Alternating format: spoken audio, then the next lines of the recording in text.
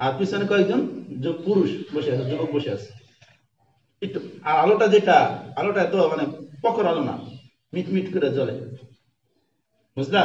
এখন তোমরা বলো রাত্রের বাজে 12টা, এই 12টার সময় এই সমস্ত মহিলাগুলো সামনে রেখা পুরুষেরা গান শুনে, কি বলো তোমরা? কি কি মনে হয় তোমাদের?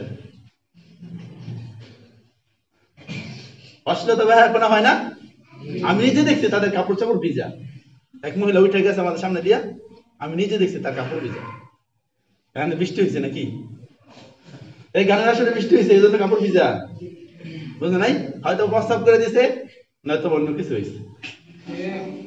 কথা ঠিক কিনা? তো এই সমস্ত অশ্লীলতা বেহায়াপনা হয়ে থাকে এই সমস্ত মাজারের মধ্যে।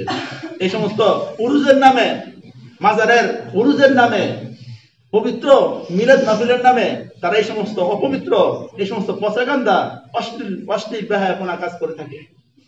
কথা ঠিক কিনা? এই যে আমি এখন আপনাদের সামনে কিঞ্চিত একটা চিত্র তুলে ধরলাম। এখন আসে আমাদের যে মেইন আলোচনা, যে আজকের আলোচনা বেদাতের ভয়াবহতা, বেদাত করলে কি ক্ষতি হবে, এই সমস্ত বেদাতি কর্মকাণ্ড আরো যত কিছু আছে কোরআন এবং হাদিসের বাহিরে, আরো যত বন্ডামি আছে সবগুলোই এই বেদাতের অন্তর্ভুক্ত হবে। কথা ঠিক কিনা? তো এই ক্ষেত্রে আমি তোমাদেরকে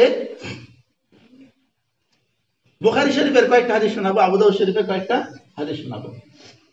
আমি যে আয়াতটি তেলাওয়াত করেছি সূরাতুন নূর এর 63 নম্বর আয়াত, আল্লাহ রাব্বুল আলামিন বলেন, ফালিয়াহযারিল্লাযীনা ইখালিফুনা আন আমরিহি আন তুসিবাহুম ফিতনাতুন আও ইউসিবাহুম আযাবুন আলীম।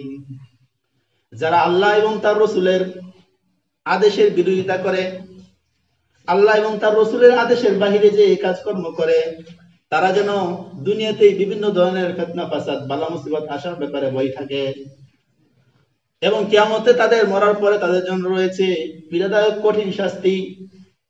সূরাতুন নূর আয়াত নম্বর 63।